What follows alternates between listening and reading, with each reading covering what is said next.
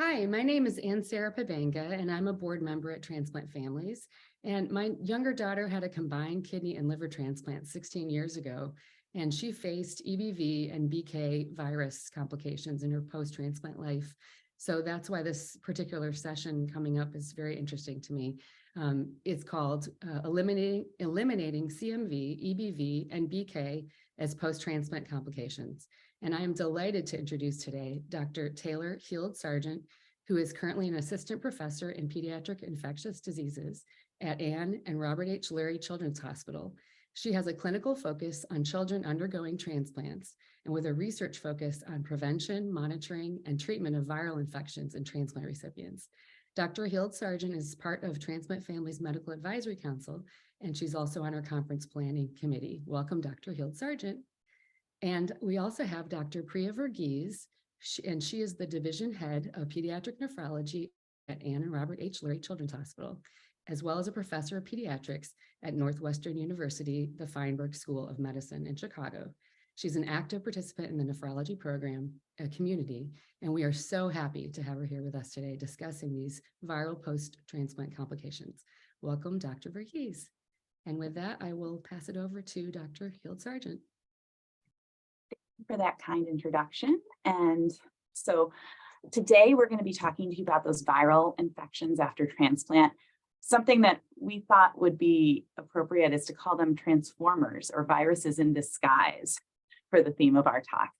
And what we wanted to talk today, kind of have it be a conversation with what I come at the viruses from with an infectious disease point of view, and what Dr. Verghese comes at the viruses from her transplant nephrology point of view, but also covering all different types of organs to try to show you the different ways you can think about these, give you overviews of what the viruses are like, what their life cycles are, diseases they can cause, and potential treatments or modifications that we can do for these.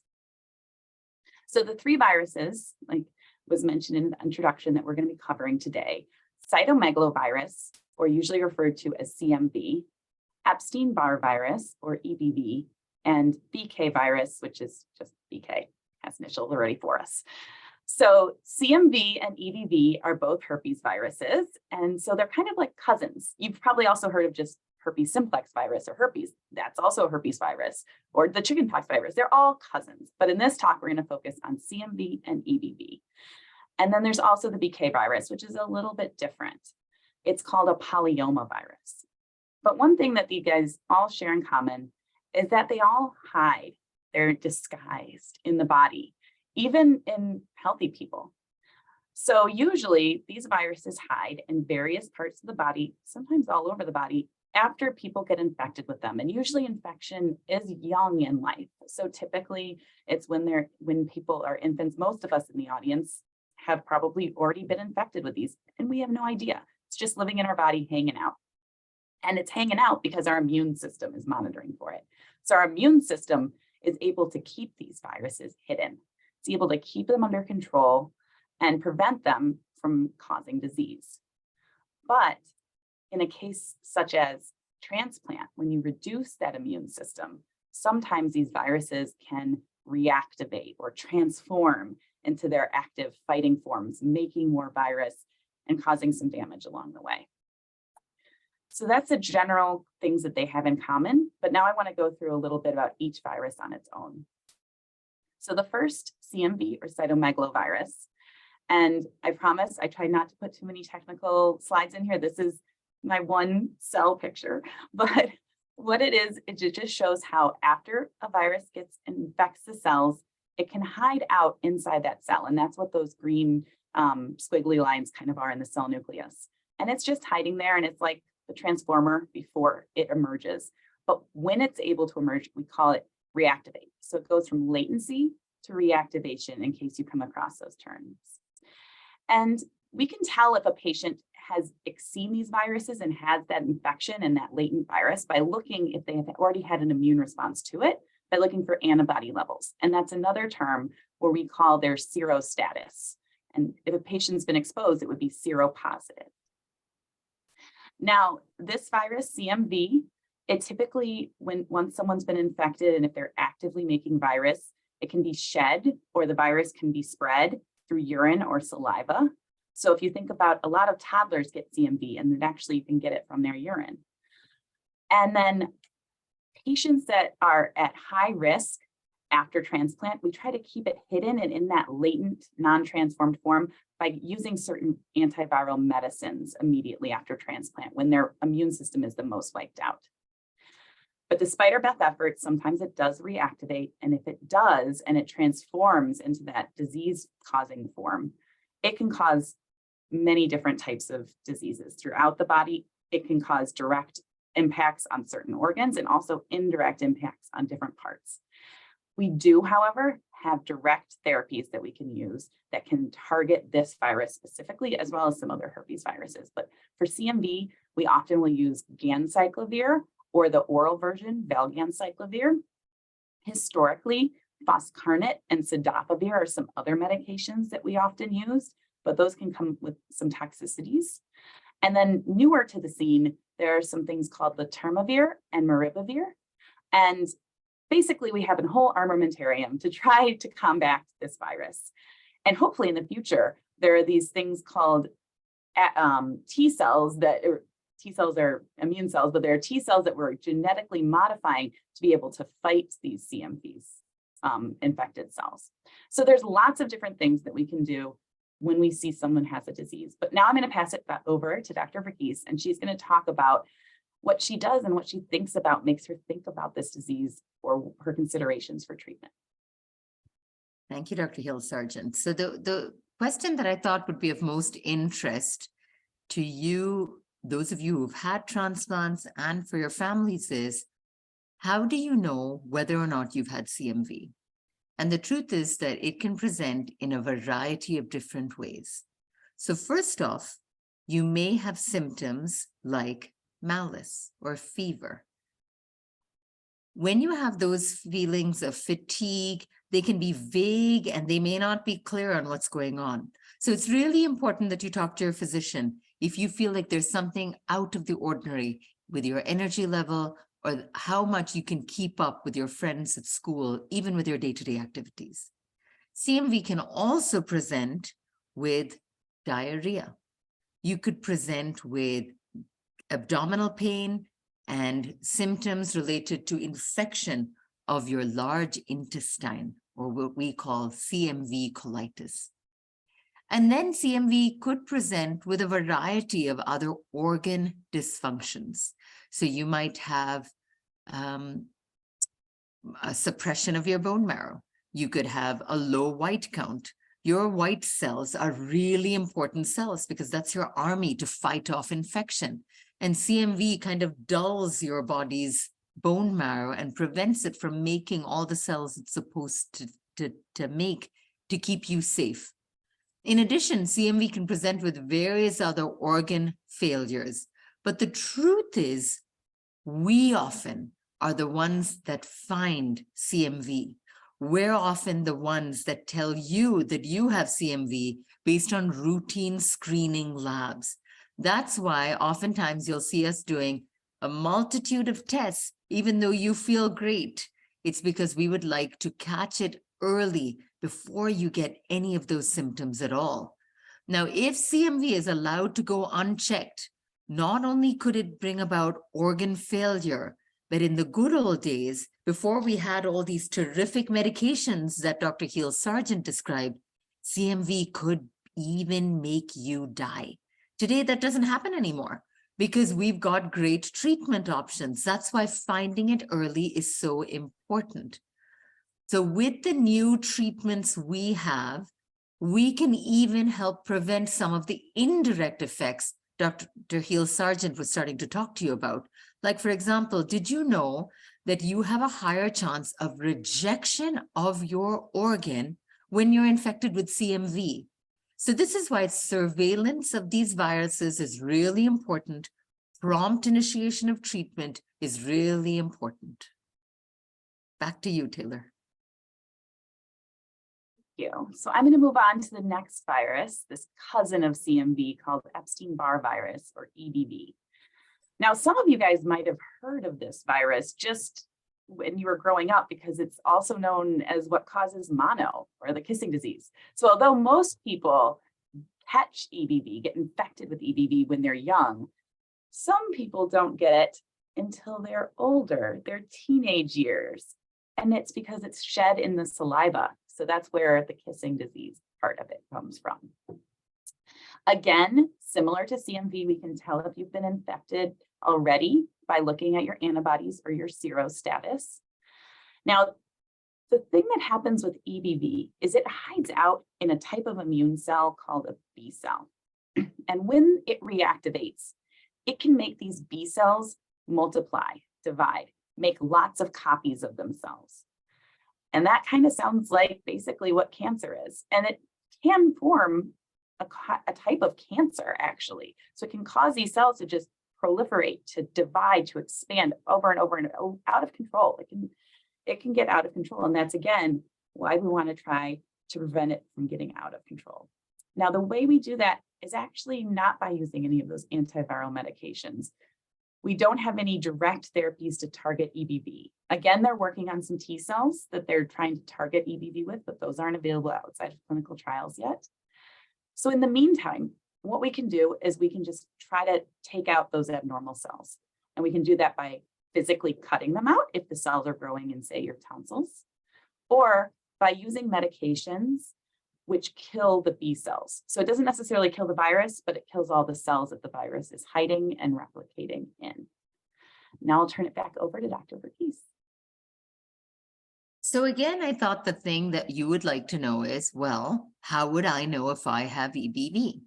And once again, many times, we are the ones that are going to tell you that we are starting to see positive blood tests that indicate that you have a lot of EBV virus that's giving birth to new EBV virus inside your body. We do have some kids that present with what Dr. Heald-Sargent was describing, classic symptoms of infectious mononucleosis, where you'll complain that your throat hurts and your tonsils get really big and it hurts to swallow. You feel really tired and lethargic. Your appetite may be down. And honestly, all we'll have to do for that is conservative treatment. What that means is we'll ask you to take lots of rest. We'll ask you to drink lots of fluids. Now, sometimes when you have mono, some of the organs inside your belly can get really swollen and big. The organ that we particularly worry about is the spleen. Now, don't worry. Remember that symptoms of infectious mononucleosis are reversible and they go away with time. But while your spleen is big, if you get an injury, it can be very dangerous. So, for example, I have a lot of patients that love playing sports. And when they have big spleens, I tell them, I'm really sorry, but you're going to have to take it easy. And I don't want you playing sports, especially not the contact sports.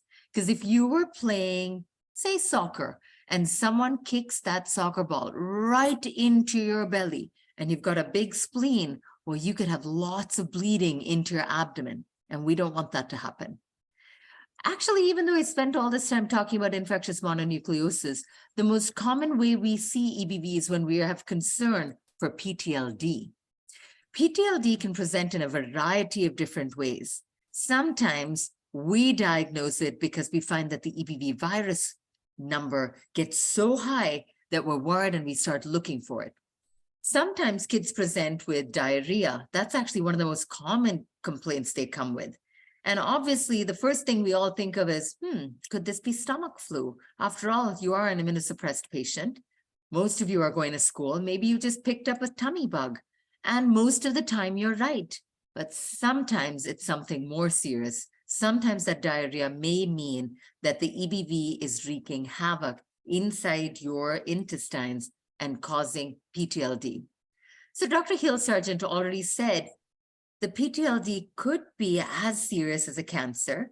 That cancer could be mild or severe, but PTLD is not always cancer. So when you hear us in clinic say, I feel a lump or bump on your neck. You have a positive EBV test. I think we need to look for PTLD. Don't get too scared and think that you have cancer, because if we find PTLD early, by reducing your immune suppression, we can always reverse this before it even goes all the way to that spectrum that we dread, and that is the cancer part of PTLD. Back to you. So I'm going to move on to the third virus, and this is the BK virus. So this one, remember, it's not a cousin of the other two. It's totally different, which is why here it looks like a dinosaur when it's not too active. It's kind of just hanging out, doing its own thing, and actually it's living in usually your bladder or your kidney cells. And that's in everybody. Again, over 90% of the population is actually infected with BK virus before the age of 4. So even compared to those other two, pretty much everyone listening is going to have already had it. And you probably have no clue because it has no symptoms. It can be coming out in your urine and you wouldn't even know it. It's just if we tested for it. But when we reduce the immune cell systems, it can reactivate or really just kind of transform into this out of control transformer fighting guy. And that happens in any type of immunosuppression. Pregnancy is surprisingly a way that your immune system isn't working as well. And so we do know that we can detect this virus just in regular health, otherwise healthy pregnant women in their blood and their urine. And it's not causing an issue. The issue is mainly in kidney transplant patients, but it can be in other transplant patients. And I'll let Dr. Verghese talk more about that.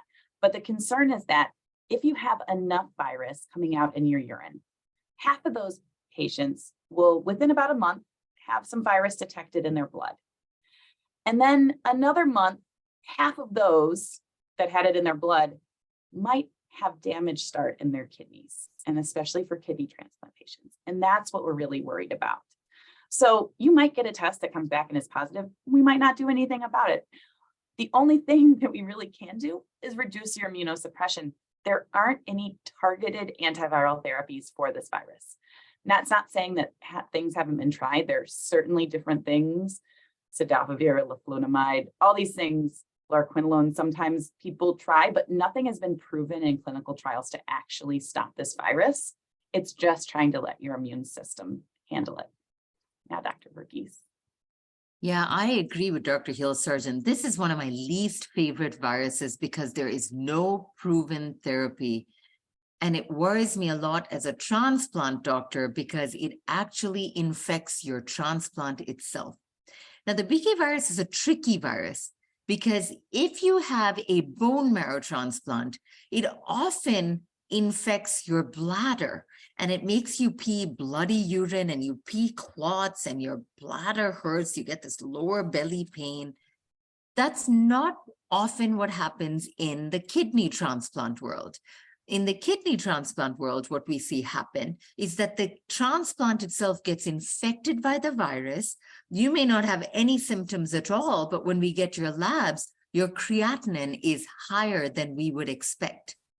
Now, what about all those other organs? The heart transplants, the liver transplants? Well, actually, we and others have shown that whether you get a bone marrow transplant, a liver transplant, a heart transplant, or a kidney transplant, you can actually have the bladder infection or the kidney infection.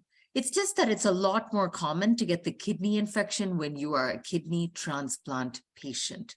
This is why screening for the virus, again, is so critically important, because you may not feel an infection in your kidney. We find the virus, then we look to see if your kidney looks like it's unhappy. And if it is, if that creatinine is starting to go up, then you'll hear us talk about biopsies, and then we talk about reducing immunosuppression. So Dr. Heald-Sargent and I have given you a very high-level look at 3 viruses. And the truth is, we really have this tough balancing act, as you can see on this slide here. You might ask us, well, why are you putting us on all these strong medicines if you are worried about these 3 viruses? And I wish we could say, well, you're right. We'll just put you on a lower dose. But if we give you too low a dose of medication, well, then you run the risk of rejection. And each patient is unique. So we come up with protocols as your doctors, but we do not have a magic blood test that tells us, this patient, Tommy, is immunosuppressed 40%, or this patient, Sarah, is immunosuppressed 70%. We don't have any magic blood tests like that. That means that a lot of what we do, even though we're scientists, ends up being a little bit of art. We have to keep watching your rejection markers, your virus markers, and trying to decide what is the right amount of immunosuppression for you. And sometimes we get it right, but sometimes while we're treating these viruses, unfortunately, we reduce immunosuppression and it gets complicated by rejection. This is why the partnership we have with you and your families becomes so important, because you're going to have to get lots of blood draws when we're going through these type of transitions, and you're going to have to come and see us a lot. So Taylor, I'm going to let you end this out.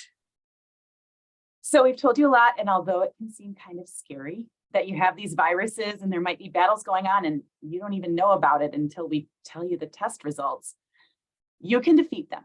We're here to work with you. We're all a team together, and we're going to keep those viruses hidden and balance that rejection risk too. And if the viruses do reemerge and come out of hiding and start causing damage across your body, we'll help you. There are things we can do. In summary, stay optimistic, like Optimus Prime. And with that, I'll turn it back over to Ansara. Thank you. Thank you so much, Dr. Verghese and Dr. Heald-Sargent. And we are so happy that Dr. Heald-Sargent is here with us to answer some live questions. We do have a couple questions in our Q&A, and if you could please answer this first one. What is the likelihood of EBV resurgence after PTLD? How frequently do you recommend EBV viral load monitoring after treatment for PTLD? I wish I could say that once we treated it, it goes away forever, but unfortunately, herpes viruses are for life. And so there is a chance that you can have EBV come back and you can have it detected again, even after treating for PTLD. As I mentioned, the treatment for PTLD is usually just getting rid of some of those B cells, but eventually they'll come back. We don't know the exact estimates of recurrence of PTLD after PTLD, but EBV doesn't always mean PTLD. So although you might be monitored, and how often you monitor will be up to your transplant provider and your clinical situation, if you're getting treated for rejection or whatever. But they might detect EBV. It doesn't necessarily mean your PTLD is back, but it's something that we always keep in mind. Okay, great. Thank you for that answer. And I see we have Dr. Verghese, who is able to be here for the chat too, I believe, or for the question and answer period. Yeah, So it's a pleasure to be here. I apologize. I don't know why my camera is not working. I'm so sorry. That's okay. No worries. We're glad you're here.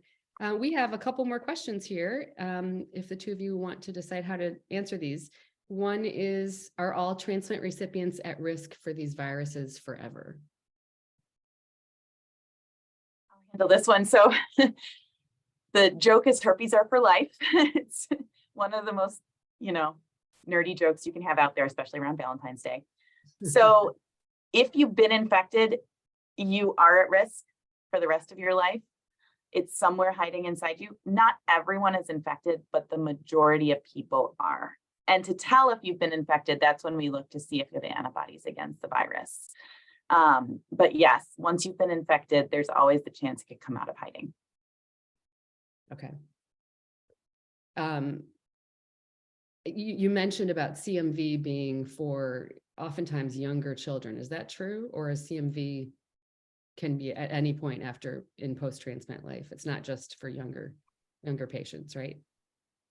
Yeah, usually these viruses, all three of them, you get early in life. So most people get them when they're young.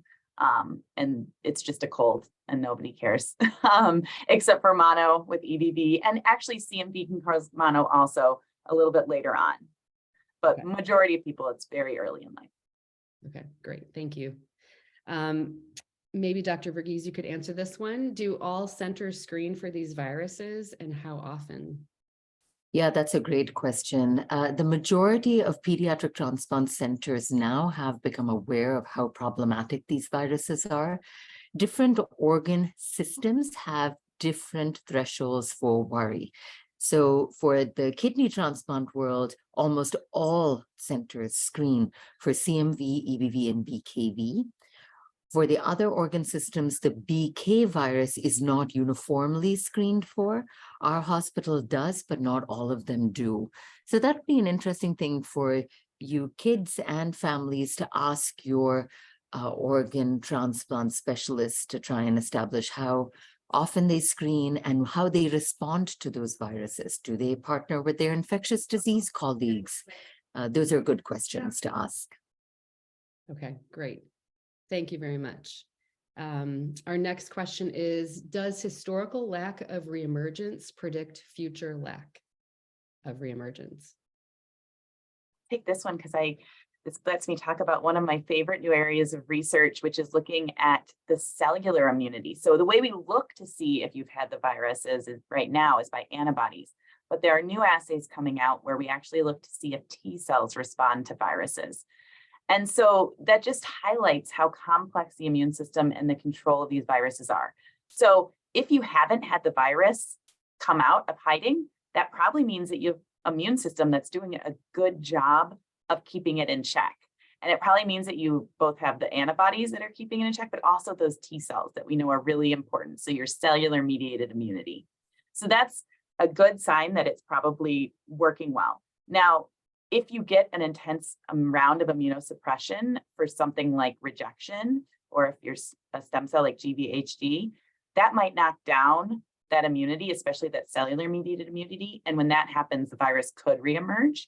And so there are assays helping us that are being developed and being studied to help us tell when that type of immunity is going down, and you might be at risk even if you haven't had it emerge or transform before. Okay. We have a wonderful last question. Is there time for us to answer that question about how to not get discouraged? Yes, that would be a great one. Let me read this one. My 5-year-old is 2 months post-kidney transplant. He just tested positive for EBV and BK. How do you not get discouraged or worried? Yeah, I was a little worried. In fact, Dr. Heald-Sargent and I were both concerned that we were going to leave you with the sense of doom and gloom, and I don't want to do that. I want you to look back at when transplant first began, and I want you to focus on the fact that in the beginning, 80% of kids had rejection of their organs, if not more. And today our rejection rates are down to 10%. Now, as we've become more savvy with preventing rejection, we've tipped the balance and we're seeing more infection. But guess what? We've realized it. We understand it. There's a ton of research underway. Personally, I'm doing some of the research in the CMV-directed T cells that Dr. Heald-Sargent talked about. Many people across this country are looking at newer, novel antiviral medications. And most importantly, we're naming it. We're looking for it. And just by looking for it and adjusting our immunosuppression, we are seeing improvement in the severity of what we're seeing. When I was early on in my career, I've lost kids to PTLD. I haven't for many years now. So I do think it is worth staying optimistic and taking this journey one step at a time. It's easier said than done, but that's the only way to approach as complicated a diagnosis and a medical problem as this. Yes. Thank you. Thank you. And then I think we have one last quick question. I think Dr. Heald-Sargent, you sort of addressed this already with PTLD, but after rituximab infusions and some time of undetectable EBV, how do we know when PTLD might have cleared? So that's going to be something that you'll have to talk with your doctor. Oftentimes we're watching those viral loads, those PCR tests to see, but it depends on what your initial symptoms were. As Dr. Verghese mentioned, there are lots of different symptoms that could be seen in a EBV infection and PTLD. If it's diarrhea, if it's lumps and bumps. So they would probably track the clinical progression of those things. Sometimes it's just by symptoms. Sometimes it might be by scans. But then after that, oftentimes it's just the PCR monitoring. Thank you so much. We really appreciate both of you. Thanks for sharing all of your expertise on this area, Dr. Heald-Sargent and Dr. Verghese. We really appreciate you. Thank you. Thank you. Thanks for having us. Bye.